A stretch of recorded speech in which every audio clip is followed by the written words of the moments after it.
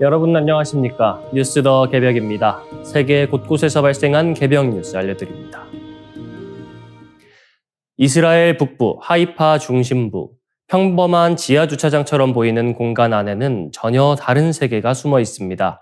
람반 병원의 세미오퍼 지하 요새 병원은 전시 상황에 대비해 설계된 거대한 지하 의료 플랫폼으로 평상시에는 차량 1,500대가 드나드는 주차장이지만 비상 신호가 떨어지는 순간 2,000병상을 갖춘 종합병원으로 단숨에 변모합니다. 엘리베이터 문이 열리면 바닥엔 병상 번호가 찍혀 있고 벽면 패널을 열자마자 산소 라인, 전력 포트, 의료 가스 패널이 동시에 활성화됩니다. 주차장을 개조한 병원이 아니라 병원을 평시에 주차장으로 쓰는 구조라는 병원 측의 설명이 정확한 표현입니다. 전환 속도는 더욱 압도적입니다. 설계 당시 예상했던 소요 시간은 3일이었지만 실제 가동에서는 15시간에서 36시간이면 지하 전체가 병원 모드로 돌아갑니다. 지하 3층 총 20만 제곱미터 규모의 이 공간은 천장 가득한 파이프와 통풍 덕트, 미끄럼 방지 바닥, 은폐된 배수로, 의료용 패널이 감춰져 있는 구조로 처음부터 지하 도시를 상정해 만들어졌습니다. 조도는 평시 10%로 어둡지만 비상 모드에 들어가면 100%로 밝아지고 환기량도 병원 표준치로 즉시 증가합니다. 산소, 흡입기, 전기, 모니터 라인이 내장돼 있어 덮개만 열면 바로 사용할 수도 있습니다. 수술존에는 감염을 막기 위한 다운드래프트 공조 시스템이 적용돼 차가운 공기가 아래로 흐르며 세균을 밀어내는 구조입니다. 이곳에서는 실제 전시 상황에서 다수의 제왕절개 수술이 진행됐으며 북부 12개 병원의 투석 환자를 동시에 수용할 수 있을 만큼의 시설도 마련돼 있습니다. 신생아 집중치료실, ICU, 투석센터, 응급구역까지 지상과 동일한 기능을 그대로 지하로 옮겨놓은 셈입니다. 화장실과 샤워실 모듈도 기둥 뒤에 미리 준비돼 있어 전환 시 즉시 설치됩니다. 지하 2층은 환자와 의료 인력을 분배하는 핵심 허브로 주변 12개 병원과 즉각 연결돼 북부 의료망을 통합합니다. 이곳에는 전시에 직원 자녀 450명이 함께 내려와 생활할 수 있는 유치원 공간까지 포함돼 있어 사실상 완전한 지하 생활 공동체가 형성됩니다. 외부 전력, 수도, 가스가 끊겨도 자체 발전소와 비축물자로 3일간 독립 운영할 수 있어 전시 지속력도 갖췄습니다. 이 지하병원은 이미 3차례 실전에서 검증됐습니다. 2020년 코로나19 팬데믹 때 지하 전체가 코로나 전용 병동으로 전환됐고 2023년 10월 하마스의 기습 직후엔 해군 병력 300명이 투입돼 36시간 만에 모든 시스템이 가동됐습니다. 지난해 이란의 미사일 공격 당시에는 2주에서 3주간 지하에서 외래 진료까지 정상 운영되며 실전용 병원임을 증명했습니다. 람반 병원은 또한 스탠퍼드식 바이오 디자인을 도입해 직원 6,500명 모두 혁신 프로젝트를 제안할 수 있으며 특허 출원 비율이 25%에 달합니다. 췌장 생검기구와 의식 반응 측정 시스템 등은 이미 해외 시장에 진출했습니다.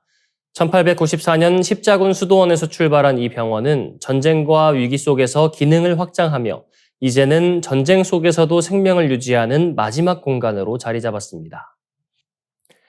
영화 국보는 예술가가 환희에 이르기까지 어떤 고통과 집착을 견뎌야 하는지를 깊이 있게 보여주는 작품입니다. 스포트라이트는 단 한 사람에게만 향하고 그 빛을 얻기 위해 예인은 자신을 갉아먹는 희생을 반복합니다. 일본에서 1,200만 명 이상을 동원한 대흥행 역시 이 작품이 품은 인간의 본질이 관객에게 강하게 닿았기 때문입니다. 특히 연출을 맡은 제일교포 3세 이상일 감독의 존재는 국보라는 작품에 독특한 걸음을 더합니다. 일본에서 자라 조선 학교를 다녔지만 성인이 된 뒤엔 일본 사회에서 일본인으로 살아온 그는 스스로를 경계인이라고 표현합니다. 그러나 그는 영화에서 자신의 정체성을 드러내기보다 인간과 예술의 깊은 층위를 탐구하는 데 집중했습니다. 이 감독은 흥행 이유를 두고 가부키에 대해서는 다 알지만 실제로 보는 사람은 적다. 영화를 통해 처음으로 그 아름다움을 발견한 관객이 많았던 것 같다고 말합니다. 일본에서 애니메이션이 극장가를 지배하는 흐름 속에서도 국보는 실사 영화로 역대 1위에 오르며 새로운 가능성을 열었습니다. 영화는 야쿠자 두목의 아들 기쿠오가 모든 것을 잃은 뒤 가부키 배우 하나이 한지로에게 발탁돼 예인으로 성장하는 이야기를 따라갑니다. 기쿠오는 탁월한 재능을 지녔지만 혈통이 없고 한지로의 아들 슌스케는 순혈이지만 재능 면에서 흔들립니다. 이 둘은 질투와 동경, 우정과 갈등 속에서 서로의 부족함을 채우며 예술적 완성에 가까워집니다. 기쿠오가 슌스케에게 내 피를 마시고 싶다고 말하는 장면은 예술가의 광기를 상징적으로 드러냅니다. 영화는 가부키의 화려한 미학과 그 뒤에 숨은 잔혹한 그림자를 함께 비춥니다. 흰 분칠과 붉은 화장, 눈 위의 핏빛 등 강렬한 색 대비는 일본 특유의 목판화와 회화 양식인 우키요에와 원색을 폭발적으로 사용한 구로사와 아키라 감독을 떠올리게 하며 재능과 혈통을 상징하는 색채가 나이를 먹을수록 흐릿해지는 장면들은 예술가의 현실을 은유합니다. 이상일 감독은 한 점의 빛을 얻기 위해 수많은 그림자가 생기는 것이 배우의 삶이라며 예인을 미화하지 않고 그들이 견뎌야 하는 질투와 중압감, 광기까지 솔직하게 담고 싶었다고 말합니다. 그는 또한 정말 아름다운 것을 보면 마음속에 더러운 감정이 정화된다며 계속 영화를 만들고 싶은 이유를 밝힙니다. 결국 국보는 예술을 향한 집념과 인간의 어두운 감정까지 모두 품은 서사입니다. 제일교포 감독이 바라본 가부키 세계는 국적을 초월한 인간의 이야기로 확장되며 예인이 환희를 위해 어떤 고통을 건너야 하는지를 강렬하게 보여줍니다. 호주에서 다음 달부터 16세 미만 아동 청소년의 소셜미디어 이용을 전면 차단하는 법이 시행되면서 메타가 가장 먼저 구체적인 대응에 나섰습니다. 메타는 12월 10일까지 호주 내 16세 미만으로 추정되는 이용자의 페이스북, 인스타그램, 스레드 계정을 모두 삭제하겠다고 밝혔습니다. 이미 상당수 이용자에게 곧 계정을 사용할 수 없게 된다는 안내 메시지를 발송한 상태입니다.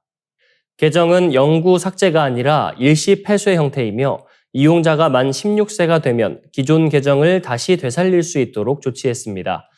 호주 정부는 틱톡, 유튜브, X, 레딧 등 모든 주요 플랫폼에 동일한 의무를 부과했습니다. 16세 미만을 걸러내기 위한 합리적 조치를 취하지 않으면 최대 5천만 호주 달러, 약 476억 원의 벌금이 부과됩니다. 지난해 11월 해당 법안이 통과된 뒤 메타는 이에 반대 입장을 유지해왔으나 법적 의무 이행을 선언하며 결국 계정 차단 절차에 착수한 것입니다. 현재 호주에서는 16세 미만 인스타그램 이용자가 약 35만 명, 페이스북 이용자는 약 15만 명으로 추산됩니다. 메타는 다양한 기법을 통해 연령을 판단하고 있지만 그 방식은 공개하지 않았습니다. 이용자들이 차단을 우회하는 방법을 알아내지 못하게 하기 위한 조치입니다. 다만 개인정보 침해를 최소화하기 위해 연령 추정에 상당한 오차가 발생할 수 있다고 설명했습니다. 이 때문에 일부 16세 이상 이용자가 잘못 차단될 가능성도 존재합니다. 이런 오류가 발생할 경우 이용자는 정부 발급 신분증을 업로드하거나 동영상 셀피를 제출해 자신의 나이를 확인할 수 있습니다. 메타는 지난 19일부터 호주 내 13세에서 15세로 추정되는 계정에 문자와 이메일, 앱 알림을 보내며 12월 4일부터 비활성화가 시작된다고 안내하고 있습니다. 또한 기존 게시물, 영상, 메시지는 차단 전 직접 내려받아 저장할 것을 권고했습니다. 이번 조치에 대해 앤서니 알바니즈 호주 총리는 아이들이 아이답게 지낼 수 있도록 하기 위한 것이라고 평가했습니다. 그러나 메타는 여전히 우려를 표합니다. 청소년을 친구와 공동체로부터 단절시키는 방식은 해답이 아니다라며 16세 미만을 일괄 차단하는 대신 앱 다운로드와 이용을 부모가 직접 승인하도록 하는 방식이 더 바람직하다고 강조했습니다. 메타는 특히 10대들은 각종 우회 기술에 매우 능숙하다며 플랫폼 책임만으로 문제를 해결하기 어렵다고 주장했습니다. 호주의 이번 법 시행을 앞두고 구체적인 실행 계획을 공개한 기업은 현재까지 메타가 유일합니다. 글로벌 빅테크가 규제 압박 속에서 어떤 대응 전략을 취할지 주목되는 상황입니다. 넷플릭스 예능 피지컬 아시아가 글로벌 흥행 속에 몽골에서 폭발적인 국민적 열풍을 일으키고 있습니다. 아시아 8개국이 참여한 이번 시즌에서 몽골팀이 발군의 기량을 보여주며 준우승을 하자 몽골 사회는 그야말로 축제 분위기로 물들었습니다. 현지에서는 이 프로그램을 단순한 예능이 아닌 국가 대항전으로 받아들이는 분위기가 강하게 형성됐습니다. 몽골의 유튜브, SNS에서는 매주 에피소드가 공개될 때마다 반응 영상과 분석 콘텐츠가 쏟아지고 있습니다. 주점과 카페에 대형 스크린이 설치되고 사람들이 모여 단체 관람을 하는 장면이 다수 포착되면서 몽골의 2002년 월드컵이라는 표현까지 등장했습니다. 특히 몽골 대표팀이 출연한 팟캐스트 영상은 공개 일주일 만에 조회수 36만 회를 넘어섰습니다. 인구 350만 명 규모의 나라에서 이 정도의 반응은 전 국민적 신드롬으로 볼만하다는 평가입니다. 이 열풍의 핵심 원인은 몽골이 국제 스포츠 무대에서 이렇다 할 강세를 보여온 적이 많지 않다는 점과 연결됩니다. 현지 에이전시는 참여 선수들을 실질적인 국가대표로 여겨 3단계 오디션을 거쳐 최종 멤버를 구성했고, 국민은 이를 국가적 자존심을 걸고 출전한 경기처럼 받아들였습니다. 특히 몽골 팀의 리더 어르엉 바야르는 몽골 전통 씨름, 배의 챔피언 출신으로 이미 유명세가 있었는데 이번 프로그램을 계기로 세대를 넘어선 국민 스타로 자리매김했습니다. 몽골의 전직 대통령은 개인 SNS로 응원 메시지를 보냈고 현직 대통령은 대표단을 직접 초청해 격려할 정도로 열기가 정점에 달했습니다. 흥미로운 점은 한국 시청자들의 반응 또한 프로그램 파급력을 더욱 증폭시키고 있다는 것입니다. 특히 몽골팀이 성문을 부수는 미션에 도전하는 장면에서는 과거 고려시대 몽골 침입을 떠올리며 유머를 더한 댓글들이 화제를 모으고 있습니다. 조상님들 많이 힘드셨겠다. 팔만대장군 출동해야 하는 줄 같은 댓글들이 폭소와 공감을 동시에 자아내며 또 다른 시청 재미를 만들고 있습니다. OTT 볼모지로 평가받던 몽골에서조차 이처럼 대규모 열풍을 일으킨 피지컬 아시아는 K 콘텐츠의 확장성과 문화적 파급력을 다시 한번 입증하고 있습니다. 국가적 자부심, 스타 탄생, 글로벌 유머 코드가 어우러지면서 이번 현상은 단순한 예능 흥행을 넘어선 사회적 이벤트로 자리 잡고 있습니다.